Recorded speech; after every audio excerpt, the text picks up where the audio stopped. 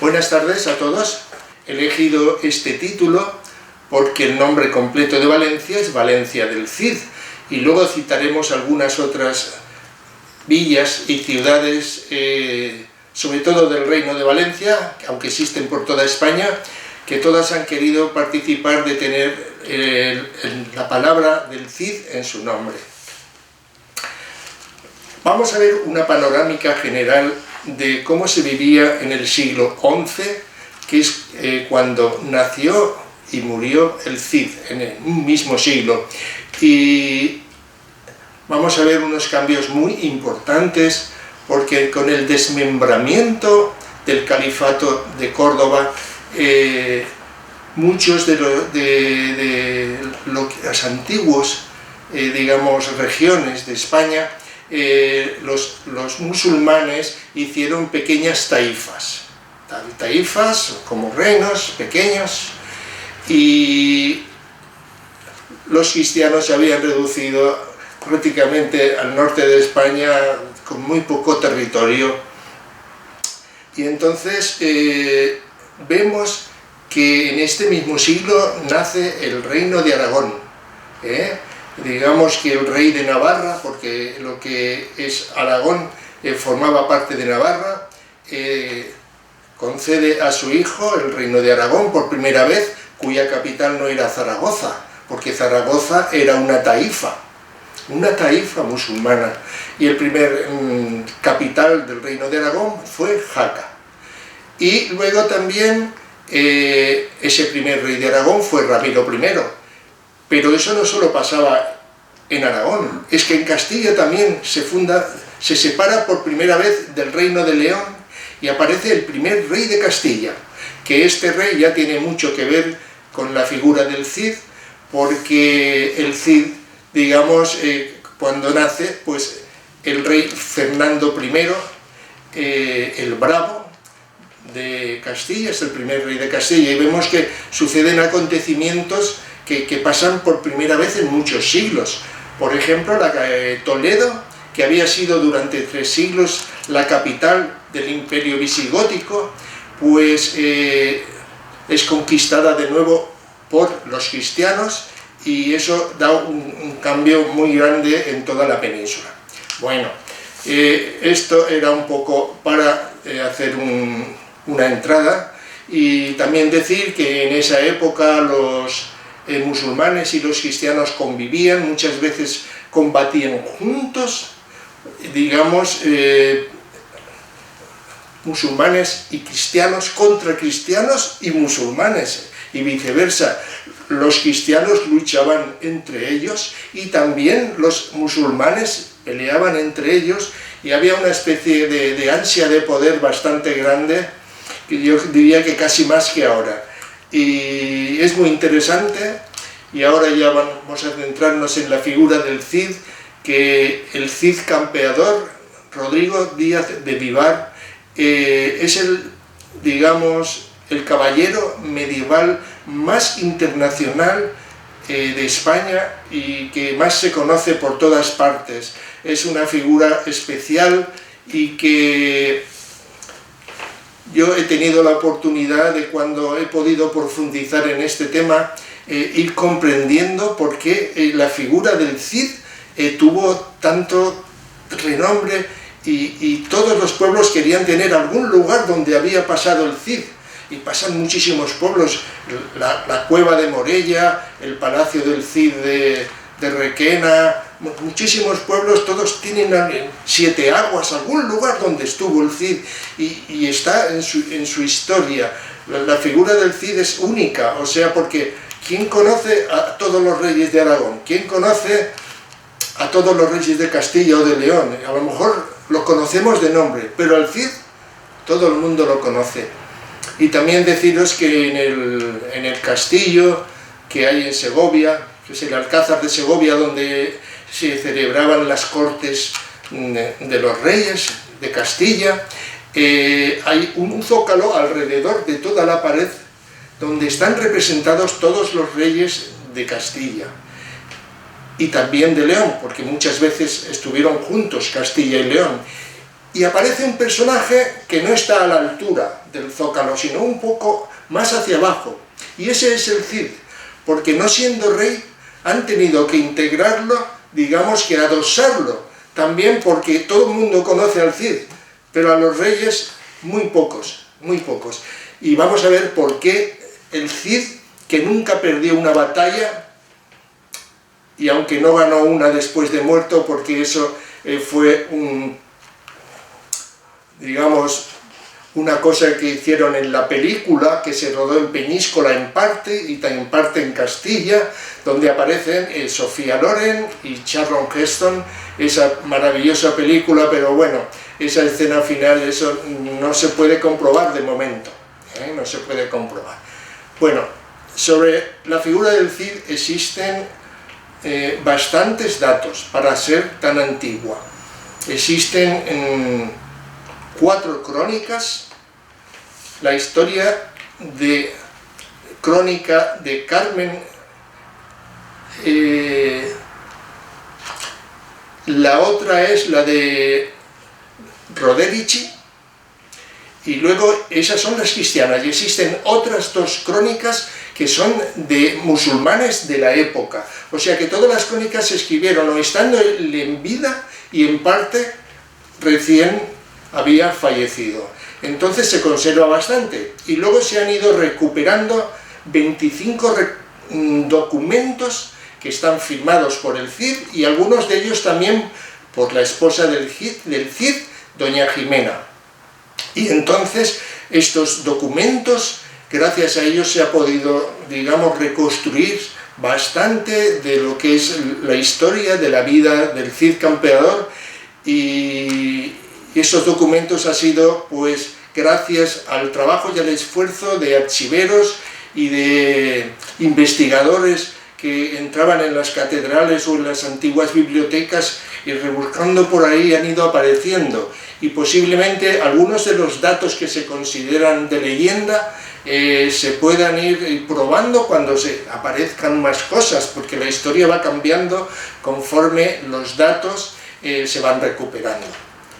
Bueno, sabemos que el Cid campeador, si bien su padre ya era capitán de los ejércitos del rey de Castilla, de León y Castilla, pues era un infanzón que pertenecía a, digamos, a la nobleza, pero de segundo orden. No era un personaje muy famoso, pero él tuvo la capacidad de hacerse muy famoso porque, por un lado, caía bien a la gente, caía en gracia a la gente, por, digamos, su forma de comportamiento recto y por su, digamos, humanismo, y por otro lado tenía otro don, que era que cuando tenía que plantear una batalla, siempre sabía algún método de forma que pudiera, digamos, coger desprevenidos a los enemigos. Por ejemplo,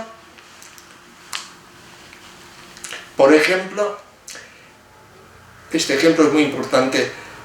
Cuando vinieron por primera vez los almorávides, que fueron unas de las últimas oleadas de musulmanes que vinieron, prácticamente los menos cultos, porque aquí los primeros que vinieron fueron los omeyas, gente que trajeron mucha cultura literaria, gente que hizo monumentos muy importantes, y los almorávides que cruzaron el estrecho con su emperador Yusuf y que logró reunir 30.000 soldados de los desiertos y de la zona del norte de África. Y entonces el Cid fue el único que les ganó por primera vez y por segunda vez, todas las veces que se enfrentaron, mientras que los demás reyes cristianos no podían con los almorávides.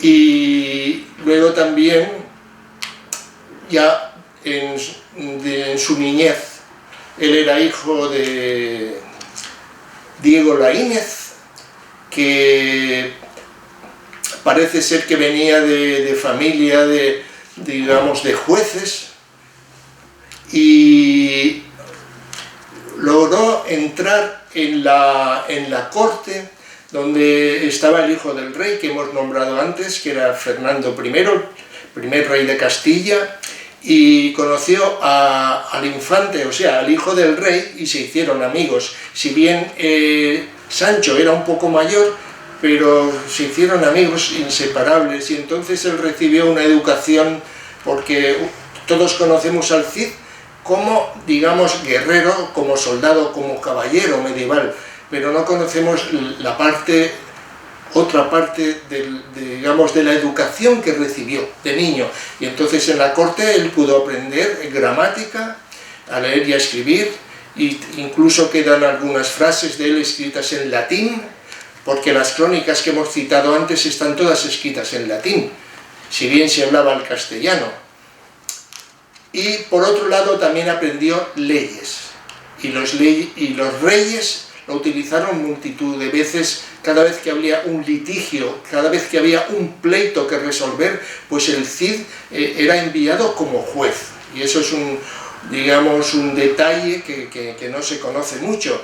O sea que era una persona que tenía una cultura,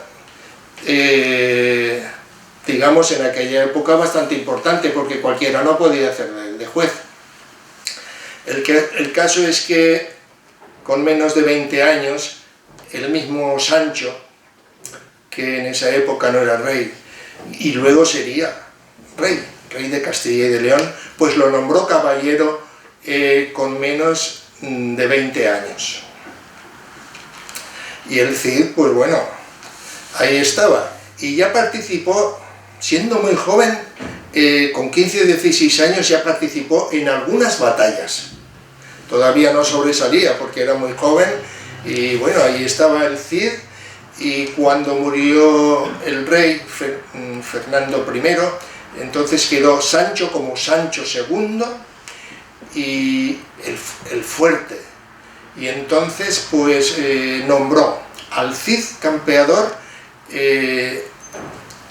el portaestandarte real, el alférez portaestandarte real, o sea, comandante de todos los caballeros, de todos los soldados. Y entonces él estuvo 7 años de alférez, ganando absolutamente todas las batallas. No puedo decir en el tiempo tan resumido que tenemos, porque esto es un tema muy interesante, pero siempre salió victorioso.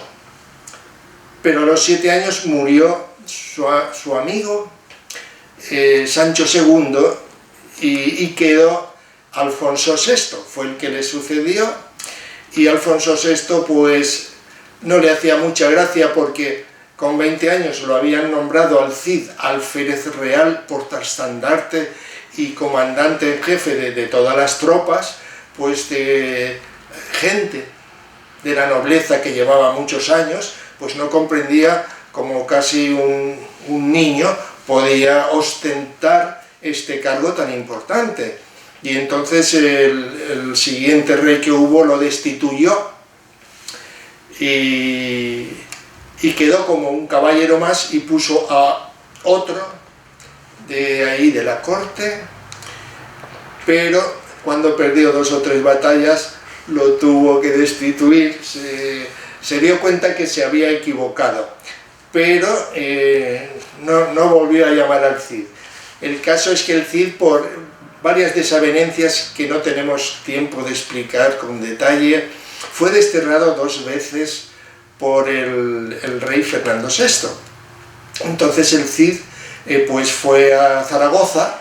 Bueno, primero fue a Barcelona, al conde de Barcelona, que habían 2 que eran hermanos gemelos, que era Ramón Berenguer II y Berenguer Ramón II. Pero él primero fue a los cristianos a ofrecerles, digamos, porque el Cid, cuando salió de Castilla desterrado, llevaba mucha gente que lo siguió a pesar de que el rey había prohibido que nadie siguiera al Cid. Pero mucha gente que ya lo conocía prefería arriesgarse, digamos, a perder la vida que abandonar la figura del Cid. Y el Cid reunió con los tiempos 8.000 soldados que lo seguían a él, o sea, porque querían ir con el Cid. Cada uno tenía sus reinos y cada uno tenía sus lugares, pero el Cid tenía un atractivo, un magnetismo que, digamos, por eso vamos viendo por qué ha sido tan popular y tan famoso. Bueno, también quería decir que aparte de los historiadores que hemos dicho, está el poema del mío Cid y también otro que se llama El romancero. Lo que pasa es que estos no se les considera históricos, sino que se les considera, digamos, poéticos, como leyendas, aunque con el tiempo se han ido descubriendo que muchas de las cosas que dice el poema del mío Cid, que es el más famoso, digamos, se han corroborado, se han cotejado con la historia verdadera y coinciden en muchísimos aspectos. Lo que pasa es que, claro, los poetas a veces realzaban la figura del caballero y, bueno, ahí a lo mejor pues ponían un poco más de énfasis cuando hacían, digamos, estos libros. El Cid estuvo 6 años en Zaragoza. Como los reyes de Barcelona no quisieron sus servicios, se ofreció al rey de Zaragoza, que cuando llegó era muy anciano, pero a los meses murió. Y entonces quedó el rey moro o musulmán de Zaragoza, que estuvo 6 años, digamos, gozando de los servicios del rey. No tenía que preocuparse de ninguna batalla, cualquier problema se lo solucionaba el Cid. Este rey de Zaragoza, voy a decir su nombre porque es muy importante, es que es Al-Mutamid, era un rey muy culto y escribió un libro de matemáticas, conocía las matemáticas a la perfección y conocía la astronomía, era aficionado a la música, era un rey refinado y culto, y también diplomático, digamos, a la hora de resolver los problemas entre los reinos de aquella época, que habían muchas batallas. Y después de estos 6 años, el Cid campeador, ya viene la etapa valenciana, que es lo que más nos interesa. No sé cuánto tiempo voy a tener de explicar aquí. En Toledo había un rey que se llamaba Al-Qadir. Y entonces, como el rey de León y Castilla quería conquistar Toledo, porque conquistando la antigua capital de la península, pues tenía mucho ganado. Entonces el rey Al-Qadir y el rey Alfonso VI llegaron a un acuerdo de forma que, simulando una batalla, el rey Alfonso VI se apoderaría de Toledo y el rey, digamos, recompensaría a Al-Qadir con la taifa de Valencia. Y entonces aquí ya aparece Al-Qadir, que tiene mucha importancia en ese aspecto, y entonces el rey de León y de Castilla, Alfonso VI, teniendo la taifa de Toledo, se proclama emperador de todos los reinos cristianos. Y hubo una batalla al enterarse Yusuf desde África que el rey castellano-leonés se había apoderado de Toledo, volvió a cruzar el estrecho y tuvo una batalla con Alfonso VI, que a pesar de llevar un gran ejército fue derrotado totalmente por los almorávides, y entonces a raíz de esta derrota tuvo que perdonar al Cid, que en el segundo destierro lo había tratado muy mal, pues había apresado a su mujer, doña Jimena, y a sus 3 hijos, que sus nombres son Diego, el Cid le puso a su hijo el nombre de su padre, Diego, y sus dos hijas se llamaban María y Cristina, que eran gemelas también, habían nacido a la vez, y las encerró. El rey de Castilla las encerró y además le quitó todas las propiedades que tenía el Cid, se las quedó para él, y el Cid se enfadó mucho porque lo de las propiedades puede ser, pero que apresaran a su mujer y a sus hijos, eso no le hizo ninguna gracia, y entonces dijo que a partir de ese momento él lucharía para él, ni lucharía para los musulmanes, ni lucharía para los cristianos. Y entonces vemos al Cid que viene para Valencia con sus soldados. Ya hemos dicho que eran entre 7 u 8.000, que son bastantes para esa época porque la población de España no era tan grande. Y lo primero que hizo fue ir al Puig, que fue lo mismo que hizo el rey Don Jaime, porque al rey Don Jaime le dijeron que si no tomaba el Puig no podía tomar Valencia, porque el Puig era un lugar especial y que era necesario, si no tenías el Puig no podías conquistar Valencia. Y entonces se fue el Cid al Puig y perdió 8 meses, digamos, haciendo un cerco alrededor de la muralla hasta que consiguió apoderarse de el Puig, que en aquella época se llamaba el Puig de la Cebolla o también Yubaila, y se vino con las tropas ya hacia Valencia. Y en Valencia, que estaba Alcadir, como hemos dicho, que se lo habían hecho una permuta con Alfonso VI, cambiando Toledo, la taifa de Toledo por la taifa de Valencia. Y entonces Alcadir, que estaba allí, pues tenía bastantes enemigos, y entonces había gente que se había puesto del lado de los almorávides y habían asesinado a Alcadir, el rey de la taifa de Valencia.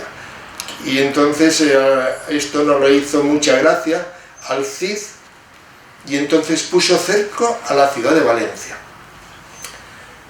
La ciudad de Valencia era muy importante, según un historiador musulmán que se llama Uldri. Dice que a principios del siglo XI se construyó en la ciudad de Valencia una muralla que era posiblemente en aquella época la más fuerte y la más grande de toda la España musulmana. Y claro, el Cid pues tuvo que hacer un cerco porque era muy difícil, era inexpugnable poder, digamos, atacar, y muy arriesgado, porque a él no le gustaba arriesgar, digamos, a sus guerreros, a sus soldados, al revés, los cuidaba mucho, y siempre que obtenía algún botín, digamos, de cualquier batalla, lo primero que hacía era pagar a sus soldados. Por eso siempre lo querían, y aparte era una persona que tenía muy buenos modales, que era muy buen político, y que antes de una batalla siempre procuraba tener parlamento para evitar esa guerra. Pero claro, como en esa época éramos muchos, igual musulmanes que españoles, bastante tozudos, pues no nos sacaban, digamos, de la idea, y había que combatir. El caso es que después de 10 meses el Cid pudo entrar en Valencia, y dijo, y se conserva, uno de los cronistas musulmanes que lo escribió, digamos, el sermón, digamos, que él dio a la población de Valencia cuando entró por primera vez. Y entonces les dijo que a partir de ese momento las murallas y las torres serían custodiadas por los cristianos viejos, y que los musulmanes podrían seguir yendo a sus mezquitas, podían seguir con sus leyes, y podían ser libres. podían ser libres. Y lo único que fue que destruyó fue la mezquita mayor, las otras no, porque en Valencia había bastantes mezquitas. Un siglo después, en tiempo del rey Don Jaime, habían como 9 mezquitas, y allí construyó una catedral. Y dicen también los historiadores, muy hermosa y muy grande, y puso un obispo nuevo que se llamaba Jerónimo Perigord. Y no cambió nada, o sea, podían vivir cristianos y podían vivir musulmanes en Valencia. Y entonces, una vez tomada Valencia, tuvo muy pocas guerras y tuvo menos problemas. Lo que pasa es que a lo largo de su vida, en muchas batallas, había sido herido. Había tenido también una caída del caballo que cayó de mala posición y fue muy grave, y de todo se fue, digamos, curando. Lo que pasa es que, claro, toda una vida luchando para cristianos o para musulmanes o para él mismo, con las distancias que habían en aquella época, a veces había que irse a luchar a Andalucía, a veces a Lérida, o sea, las campañas de antes eran súper agotadoras, no es como ahora, que todo lo tenemos tan fácil con los helicópteros o los aviones. Antes, para ir a un lugar tardaban un mes, tenían que llevar víveres, tenían que llevar las tiendas, los caballos, todos tenían que comer. O sea, él cuando llegó a Valencia, si viene en el año 1094, sin ser muy mayor, estaba totalmente agotado. Incluso tenía médicos árabes, médicos musulmanes, que le habían dicho que tenía que cuidarse porque estaba muy mal. Y bueno, ahora pues vamos a ir terminando, porque tengo un tiempo que es el que me han permitido disfrutar. Yo quería decirles que el estudiar este tema, esto no ha sido contar la vida del Cid, sino, digamos,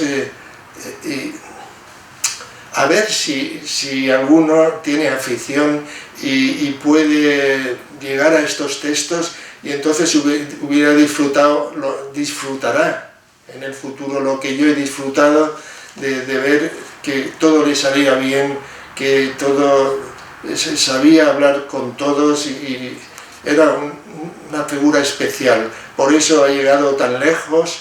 Y cuando murió el Cid, en el 1099, pues su esposa quiso conservar Valencia, pero a los 3 años, viendo que sin la figura del Cid, esos mismos 8000 soldados que tenía el Cid no podían con los musulmanes, porque faltaba la cabeza de ese ejército, entonces pues llamó a su hermano, a su familiar, al rey Alfonso VI, que no era su hermano, era su tío, y se tuvieron que abandonar Valencia, y se llevaron los restos del Cid, y los llevaron pues a Burgos, que era donde había nacido, para que los musulmanes no profanaran la tumba, y se fueron de aquí. Y entonces pues lo que no habían conseguido los musulmanes lo hicimos los cristianos. Y entonces pues en la guerra de la independencia, los soldados franceses, esperando encontrar mucho oro, muchas joyas y mucho botín en el sarcófago del Cid, en el féretro del Cid, pues profanaron la tumba, y entonces aprovecharon por muchísimos países en llevarse los huesos.